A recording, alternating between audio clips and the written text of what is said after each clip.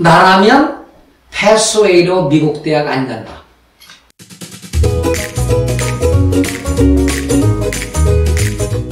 안녕하세요. 미래교연구소장 이강렬 박사입니다. 최근에 저한테 상담을 오는 많은 학생들 가운데 여러 유학원을 들러서 저한테 오는 학생들이 박사님, 앞서 두세 개 유학원을 들리고 왔는데요.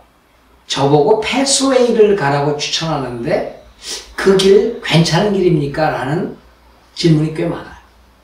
그제도 지방에서 올라오셔서 저 남쪽 지방에서 올라오셨는데 정말 뭐 한 서너 시간을 걸려서 오셔가지고 강남의 여러 학원을 돌다가 저희 연구소에 마지막 저와 상담을 하는데 한결같이 들렀던 유학원들마저 패스웨이로 가라고 했다고 그래요. 근데 패스웨이가 정말 괜찮은 프로그램이라고 말씀을 하는데 미국 대학을 가는 여러 가지 길 가운데 하나임은 분명합니다.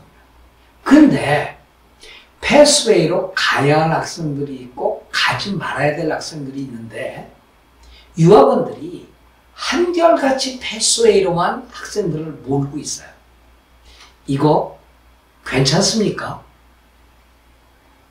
제가 볼 때는요, 교육 비즈니스는 분명히 돈을 버는 기업이지만 이게 다른 삼성, LG, 현대하고 다른 것은 여기에 윤리적인 면이 굉장히 강조돼야 한다는 것입니다. 물건이야 하자가 있어서 리콜도 가능하고 또 다른 걸 구입해도 되지만은 이 자녀 교육은 한 번 망가지면 회복 불가능합니다. 그래서 패스웨이로 가지 말아야 될 학생들을 패스웨이로 가라고 해서 그 학생이 망가지고 나면 그 책임은 어떻게 질 겁니까?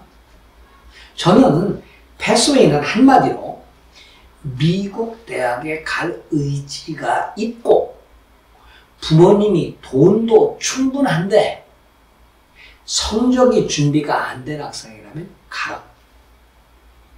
괜찮다. 그렇게 얘기하고 싶어요. 즉 패스웨이 조건이 두 가지죠. 하나는 의지인데 성적이 도대체 아주 망가졌다. 근데 성적이 망가진 게 학교의 제도 때문에 망가진 게 아니라 학생의 ability, 능력 자체가 좀 떨어진다. 근데 집은 돈이 많다. 그때 가세요.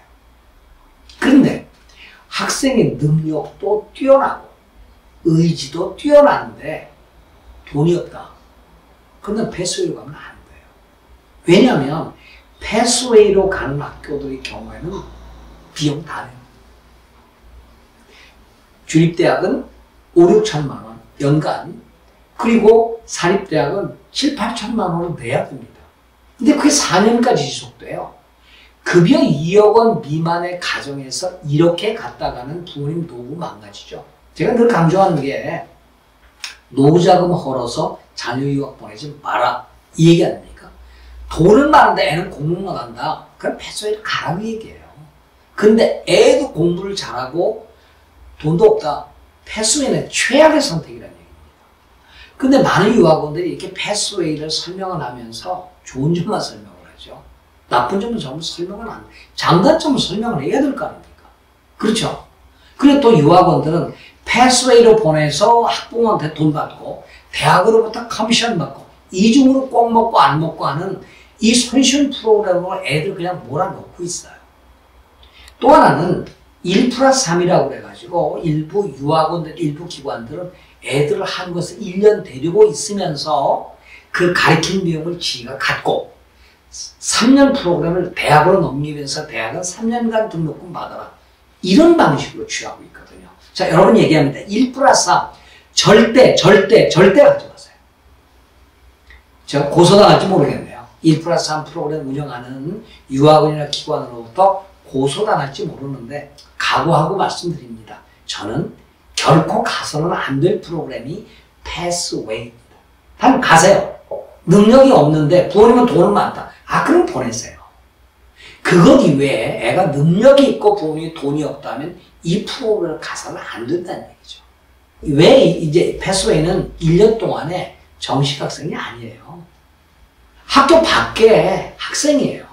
그 1년 학교 밖에 설치된 프로그램을 통해서 1년을 무사히 마치면 2학년 때부터 정식으로 인정하겠다는 겁니다. 이거는 컨디셔널 입학하고 또 달라요.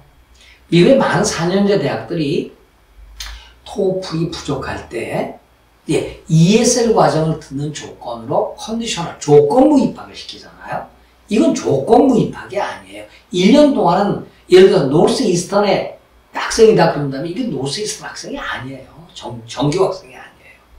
또 하나는 이쪽 학점을 들을 때 인정한 학점이 있고 앞에 G가 붙은 학점이 있어요. G가 붙은 학점은 인정을 안 해요. 그러니까 1학년 과정을 다 맞춰도 30학점이 안 됩니다.